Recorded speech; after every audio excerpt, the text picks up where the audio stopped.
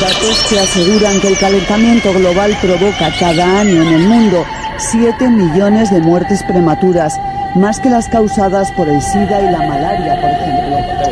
Han ido a parar al río Guadiamar después de que se rompiera una balsa en las minas de Aznalcóllar. El vertido, que contiene ácidos y metales pesados, ha afectado a viviendas. Estos picos de polución no solo hacen que nuestra salud se resienta, también reducen nuestra esperanza de vida. El petrolero, el Prestige, que naufragó ayer con 77.000 toneladas de combustible en su interior. Hay que controlar que no aumente el vertido al mar. En Muxía, entonces aquí caían 450 litros por metro cuadrado, ahora son 308 y la uva se seca. El agujero del Ártico alcanzó un tamaño similar al de 5 veces Alemania y se formó la primavera pasada tras un periodo inusualmente prolongado de bajísimas temperaturas. Todos tenemos el poder de cambiar. Entonces, ¿a qué esperamos? Pues es martes, ya sabéis que los martes abrimos un paréntesis para hablar de ecología, de medio ambiente, de lucha contra la emergencia climática, y lo hacemos de la mano de Juan López Duralde. Juancho López Duralde, muy buenos días. Hola, buenos días, Fernando. Greenpeace ha revelado el ranking de las 10 empresas que generan más plástico. Ha sido con la ayuda de 10.000 voluntarios de 42 países diferentes, ¿no? Sí, efectivamente, lo que estuvieron haciendo los activistas de Greenpeace en muchas playas de todo el mundo es recoger los plásticos que encontraban en esas playas para identificar cuáles eran las empresas que originaban estos plásticos, es decir, cuáles eran las empresas que más residuos finalmente acababan poniendo en el medio ambiente marino. Y bueno, las sorpresas son pocas, es decir, son empresas como Coca-Cola, como Nestlé, en definitiva, las empresas, las grandes embotelladoras, las grandes productoras de alimentos, las grandes corporaciones, son las que finalmente aportan más residuos al medio marino, ¿no? Lo cual, pues, realmente lo que pone de manifiesto es que muchas veces estas grandes empresas hacen muchas campañas de lavado de imagen, pero finalmente, pues, cuando se habla de contaminación, las que más aportan son precisamente estas, ¿no? Oye, y te quería preguntar por un asunto también, porque claro, hablamos del plástico y todos además miramos el gran paso atrás que se ha dado con la pandemia, las mascarillas, los envases en los supermercados. Parece que no deja de crecer, algo que aparentemente había una cierta conciencia que estaba ocupando el lugar y que se estaba volviendo muy crítico. Pero hemos visto esta semana una investigación de la Fundación Británica Changing Markets que está culpando a Ecoembes por presionar para que no llegue a España un sistema de retorno de envases. Bueno, es muy interesante esta investigación, que no es interesante porque di cosas que no se supieran en España, porque muchas organizaciones activistas y singularmente Greenpeace ya habían denunciado muchas veces la actividad en las informaciones que muchas veces Ecoembes publica sobre la cantidad de residuos que se reciclan, etcétera, ¿no? Realmente es interesante este estudio porque lo que hace es dar una dimensión internacional a lo que ya se venía anunciando en España, que básicamente es que Ecoembes no es parte de la solución al problema de los plásticos, sino es parte del problema.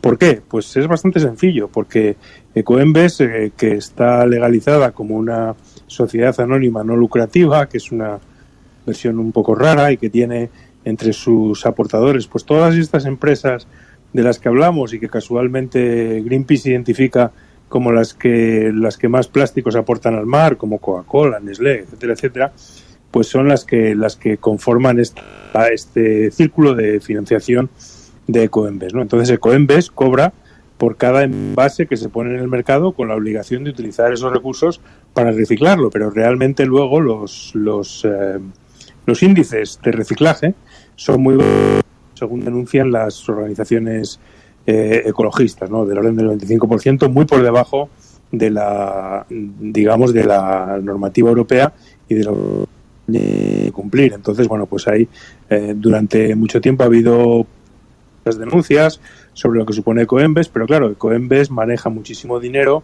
de todo eso que ingresa de los envases y de los residuos de envases, y ese dinero pues lo destina a grandes campañas de comunicación en los medios y bueno, pues básicamente de greenwashing, ¿no? Y lo que se ha visto es que además se han opuesto siempre de forma sistemática al SDDR, que es el sistema de devolución y retorno, ¿no?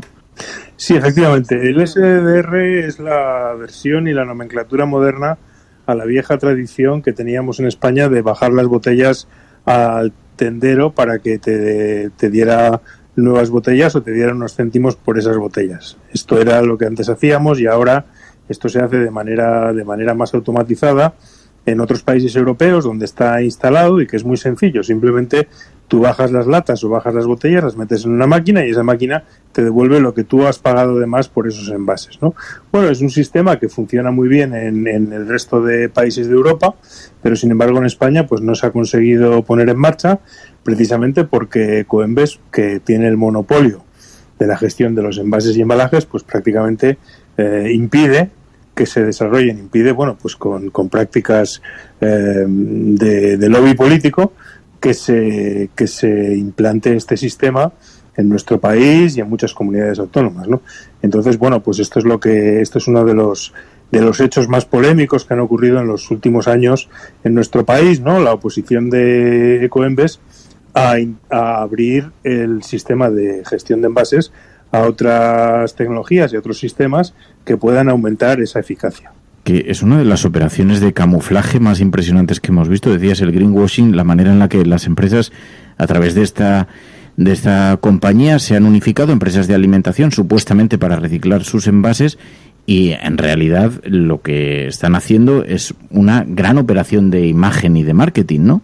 Sí, porque realmente y desgraciadamente, porque no es algo que nos guste, al contrario, nosotros, lógicamente, los ecologistas, pues somos favorables a la recuperación y al reciclaje, pero desgraciadamente lo que dan los datos cuando se hace un análisis en profundidad es que esa recuperación, ese reciclaje del cubo amarillo, pues es muy pequeño, ¿no? Por motivos muy diversos. Es decir, que los datos de Greenpeace hablan de una recuperación de un reciclaje del 25%, ¿no? Cuando Ecoembes da la cifra del 80%, que este informe internacional desde luego desmiente y viene a decir que en absoluto se llegan a esos niveles, ¿no?